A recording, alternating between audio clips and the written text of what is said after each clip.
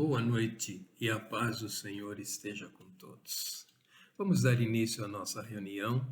Como fazemos todas as quarta-feiras, vamos estar meditando na palavra de Deus, naquilo que o Senhor tem para falar conosco e, posteriormente, então, vamos orar. Para isso, eu convido você a abrir a palavra de Deus na primeira carta de João, capítulo 1. Vamos ler do 5 ao 10, que diz: E a mensagem que dele ouvimos e vos anunciamos é esta: Deus é luz, e nele não há treva alguma. Se dissermos que temos comunhão com ele e andarmos nas trevas, mentimos e não praticamos a verdade. Mas, se andarmos na luz, assim como ele está na luz, temos comunhão um com os outros, e o sangue de Jesus, seu Filho, nos purifica de todo pecado. Se dissermos que não temos pecado algum, enganamo-nos a nós mesmos, e a verdade não está em nós. Se confessarmos os nossos pecados, ele é fiel e justo para nos perdoar os pecados e nos purificar de toda injustiça. Se dissermos que não temos cometido pecado, nós o tornamos mentiroso e sua palavra não está em nós. Amém. Vamos orar. Pai Celeste e Deus Altíssimo, mais uma vez na tua presença, queremos estar meditando naquilo que lemos e pedimos que o teu Santo Espírito esteja falando ao nosso coração e mostrando o que o Senhor quer nos ensinar nesta noite. Pedimos a tua unção em nome do Senhor Jesus Cristo. Amém. Então, nestes versículos que nós lemos, no primeiro versículo que lemos está uma afirmação que é um dos princípios fundamentais da fé cristã. Ela resume a natureza perfeita, pura e totalmente boa do Senhor. Podemos notar a pureza absoluta do nosso Senhor, nosso Deus, significando que em Deus, que Ele é luz, e nele não há treva alguma. Nele não há maldade, não há falsidade, não há engano ou pecado. Deus é amor, Deus é bom em todo o tempo, assim como Ele também é fiel. Deus é a fonte de toda a verdade e de toda a justiça eterna. Então, na presença de Jesus Cristo, não pode haver nenhum sinal de escuridão e também de confusão. E quem dele se aproxima e dele passa a ser totalmente dependente, ou seja, dependente do Senhor Jesus Cristo, não há falta de conhecimento e toda a ignorância espiritual, ela é dissipada. A palavra de Deus nos ensina que devemos viver em amor, em santidade e em verdade, assim como em temor, como nós podemos ler na primeira carta de Pedro, capítulo 1, versículos 14 ao 19, quando ele diz: Como filhos obedientes, não vos moldeis aos desejos que tinhais em tempos passados na vossa ignorância, mas sede vós também santo em todo o vosso procedimento, assim como é santo aquele que vos chamou. Pois está escrito: Sereis santo, porque eu sou santo, e andai com temor durante o tempo da vossa peregrinação. Se chamais de Pai aquele que julga segundo as obras de cada um, sem discriminação de pessoas, sabendo que não foi com coisas perecíveis como prata ou ouro que fosse resgatado da vossa maneira fútil de viver, recebida por tradição de vossos pais, mas fosse resgatado pelo precioso sangue, como de um cordeiro sem defeito e sem mancha, o sangue de Cristo. Então, viver em amor, em santidade e temor diante do Senhor é, na realidade, um chamado à obediência integral à sua palavra. significando separar-se das práticas do mundo para viver de acordo com o caráter e propósito estabelecido por Jesus Cristo, e isso desde a eternidade, demonstrando amor genuíno e pureza em todas as áreas da sua vida. Ser santo significa ser separado de tudo que não está em conformidade com a palavra de Deus e da sua vontade. Pois Deus, que é perfeitamente santo, exorta os seus filhos que vivam em santidade e não se deixem corromper pelos valores deste mundo. E é neste sentido, João continua a sua exortação, dizendo que se alguém diz que tem comunhão com o Senhor Jesus, mas vive praticando o mal, na realidade, neste há uma contradição, pois quem continua andando nas trevas, ou seja, sem o conhecimento que vem do alto e não praticando a verdade, é mentiroso. Mas todos que vivem na dependência de Jesus Cristo e o reconhece como Senhor, o seu Senhor eterno, e anda na luz, é purificado de todo o pecado através do seu sangue, através do sangue do Senhor Jesus derramado no Calvário. E vive em comunhão com Ele e com todos os irmãos. No versículo 8, vemos um alerta contra o perigo que todo cristão corre na sua autoconfiança. E então pode ocorrer em descuido com os ensinamentos bíblicos. Ele nos lembra que a natureza humana é falha, e ao negarmos as nossas falhas, corremos o risco de nos afastarmos dos propósitos de Deus para as nossas vidas. Como temos aprendido, sabemos, e isso infelizmente, temos pecado, mas sabemos que o Senhor é fiel e justo e perdoa os nossos pecados e purifica-nos de toda injustiça, assim como nós lemos no versículo 9. Mas, para a nossa meditação, o começo desse versículo, versículo 9, João diz: se confessarmos os nossos pecados. E é este o ponto central da nossa meditação nesta noite. O fato de não confessarmos os nossos pecados demonstra uma falta de conhecimento e de entendimento da nossa própria natureza, que é limitada, é inconstante e é pecaminosa em si mesmo. O ser humano, na realidade, é um ser adaptável. Ele se adapta ao ambiente em que vive. Eu li um artigo que diz que a ciência mostra que a capacidade humana de adaptação é de fato notável. A neurociência demonstra que essa flexibilidade é uma das nossas maiores forças de sobrevivência nesse mundo terreno, permitindo moldar hábitos, alterar circuitos neurais e suportar mudanças extremas em nosso ambiente, na nossa rotina ou na sociedade em que vivemos. O cérebro, ele molda-se constantemente às demandas cotidianas, o que possibilita ao ser humano se acostumar com os desconforto, aprender novas habilidades e superar traumas. E assim o ser humano pode se adaptar a quase tudo. Quando eu trabalhava, por exemplo, na produção da vacina contra o tétano, nós temos um bioreator onde, em um meio de cultura específico, inoculávamos a bactéria. E o cheiro desse cultivo era muito forte e muito desagradável. Porém, com o tempo, nós, os funcionários, nos acostumamos e não mais estranhamos aquele cheiro terrível. Porém, é fato que alguns ambientes ou situações, quer emocionais, físicas. Elas são desgastantes e podem cobrar um preço alto e causar danos.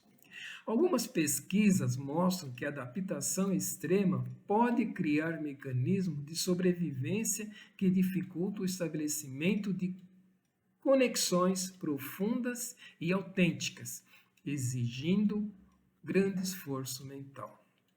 Mas você pode estar se perguntando o que esse assunto tem a ver com a nossa meditação desta noite, ou seja, na palavra de Deus.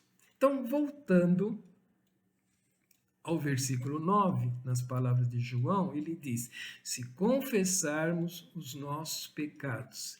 Esse texto é um convite à sinceridade.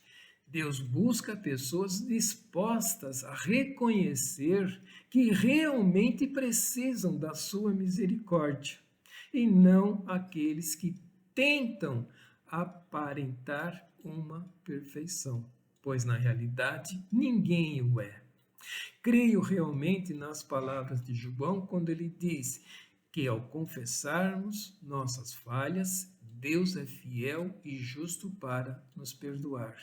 E esse é o ponto, pois como todos os seres humanos que são adaptáveis em seus atos, nós também nos acostumamos ao fato que Deus perdoa as nossas falhas quando as cometemos. O que é verdade, mas João também em sua primeira carta, agora no capítulo 3, versículo 9, ele diz: aquele que é nascido de Deus não peca habitualmente, pois a semente de Deus permanece nele e ele não pode continuar no pecado, porque é nascido de Deus. João nos dá a razão pela qual os cristãos não continuam pecando, pois todo aquele que é nascido de Deus não tem a prática do pecado, porque ele se torna perfeito? Evidentemente que não. Nós não somos perfeitos, não vamos nos tornar perfeitos.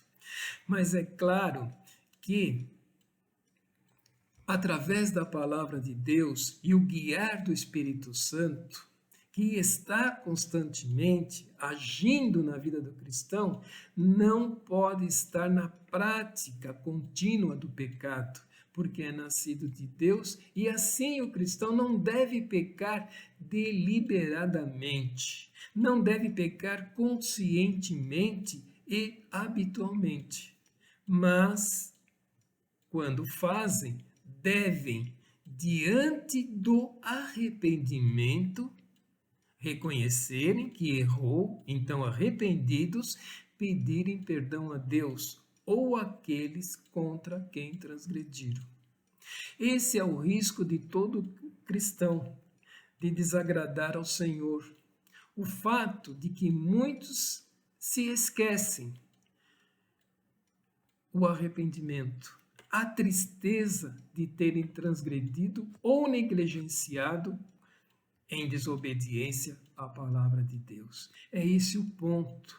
Nós estamos muito acostumados que Deus é bom, que Ele é perfeito, que Ele nos ama, e esquecemos de pedir perdão, ou seja, de nos arrependermos das coisas que nós fazemos no nosso dia a dia que não estão em conformidade com a palavra de Deus. É fato, como nós sabemos, que continuamos pecadores, mas devemos enfrentar constantemente o desafio de caminhar sem pecado. No entanto, a sutileza do inimigo, a esperteza das artimanhas do diabo, que é tão, infelizmente, comum em determinada situação e incansavelmente que haverá momentos em que falhamos. E esse é um fato tão comum na vida dos cristãos que o apóstolo Paulo nos adverte na sua primeira carta aos Coríntios, capítulo 10, versículo 12. Assim, aquele que pensa estar de pé, cuidado para que não caia.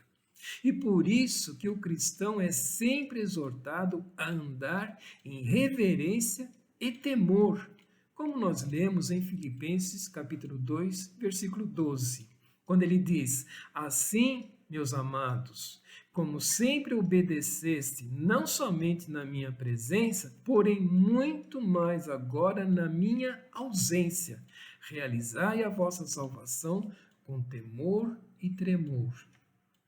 Na palavra de Deus, o arrependimento não é apenas sentir remorso, mas é a vontade de mudar de direção. A palavra envolve, então, reconhecer o erro diante de Deus, abandonar esse erro, abandonar o pecado e alinhar novamente o coração à vontade e ao propósito do Senhor. Por isso, o arrependimento genuíno nunca termina em condenação, mas em restauração, onde há arrependimento sincero, há perdão e há um recomeço. Creio, então, que não basta simplesmente no final do dia ou num período de oração, como é um ato costumeiro, dizermos: Senhor, se porventura eu pequei hoje, peço perdão, pois creio que não podemos nos arrependermos se não sabemos do que se trata. Pois o Espírito Santo, que fala ao nosso coração, mesmo antes de pecarmos, também nos fala após pecarmos e nos leva ao arrependimento sincero diante do Senhor. E para isso precisamos confessá-lo ao Senhor e assim o perdão virá. E nas palavras de Pedro, em sua segunda carta, capítulo 3, versículo 9 ao 14, ele diz: o Senhor não retarda a sua promessa, ainda que alguns a considerem demorada, mas ele é paciente conosco e não quer que ninguém pereça, mas que todos venham a se arrepender. Contudo, o dia do Senhor virá como ladrão, no qual os céus passarão com grande estrondo e os elementos queimando se dissolverão, e a terra e as obras que nela há serão descobertas. Se todas estas coisas serão assim destruídas, que tipo de pessoa deveis ser? Pessoas que vivem em santidade e piedade, aguardando e esperando ansiosamente a vinda do dia de Deus. Por causa desse dia, os céus se dissolverão pelo fogo e os elementos ardendo derreterão. Nós, porém, segundo a sua promessa, aguardamos novos céus e nova terra, nos quais habita a justiça. Por isso, amados, enquanto aguardais essas coisas, esforçai-vos para que sejam achados em paz com Ele, imaculados e irrepreensíveis. Quando nos arrependemos com consciência e sinceridade, a nossa confissão do pecado, o perdão é imediato e a paz retorna ao nosso coração, pois Deus é fiel à sua palavra. O Espírito Santo nos enche da paz que só o Senhor Jesus Cristo pode nos dar, e a alegria invade novamente o nosso coração, como nada nesse mundo pode fazer. Assim, as palavras do apóstolo Paulo, as palavras do apóstolo João, fazem sentido e torna-nos mais próximos de Jesus Cristo e ainda mais dependente dele. Quando lemos lá em Apocalipse, capítulo 3, versículos 19 ao 22, que diz: eu repreendo e castigo a todos quanto amo. Se, pois, zeloso e arrepende-te. Estou à porta e bato. Se alguém ouvir a minha voz e abrir a porta, entrarei em sua casa e cearei com ele e ele comigo. Ao vencedor, eu lhe concederei que se assente comigo no meu trono, assim como eu venci e me assentei com o Pai no seu trono. Quem tem ouvidos, ouça o que o Espírito diz às igrejas. Então, nesse sentido, o ponto principal dessa nossa meditação é essa. Não podemos nos acostumar com o pecado e simplesmente achar que Deus nos perdoa. É fato, Ele nos perdoa mediante o nosso arrependimento. Ele nos perdoa mediante a nossa confissão, ou seja, o nosso reconhecimento que nós deixamos de ouvir o guiar do Espírito Santo, o nosso reconhecimento que nós deixamos de obedecer a palavra de Deus, o nosso arrependimento diante do Senhor por ter transgredido aquele ensinamento que o Senhor tem nos dado. É importante nós reconhecermos, como pecadores que somos, reconhecer o nosso erro e realmente nos arrependermos. E assim restaurarmos as nossas vidas no poder do Espírito Santo. Voltarmos ao plano que Deus tem para as nossas vidas. E não deixar que nada em aberto, ou seja, sem pedir o perdão, sem reconhecer que erramos, para que isso possa prejudicar o ministério ou a função que o Senhor tem dado a nós. Amém? É importante sabermos que Deus nos perdoa, mas é importante reconhecer quando erramos e voltar a caminhar com o Senhor Jesus dentro da sua vontade e não da nossa vontade. Era esse o ponto que eu queria meditar com os irmãos, e nesse sentido eu convido a todos a orarem por uma igreja, por si mesmo e por uma igreja que tenha em seu coração a consciência da necessidade do arrependimento quando da desobediência daquilo que Deus tem nos ensinado. Então, a certeza do perdão em Jesus Cristo. Amém? Vamos orar em nome do Senhor.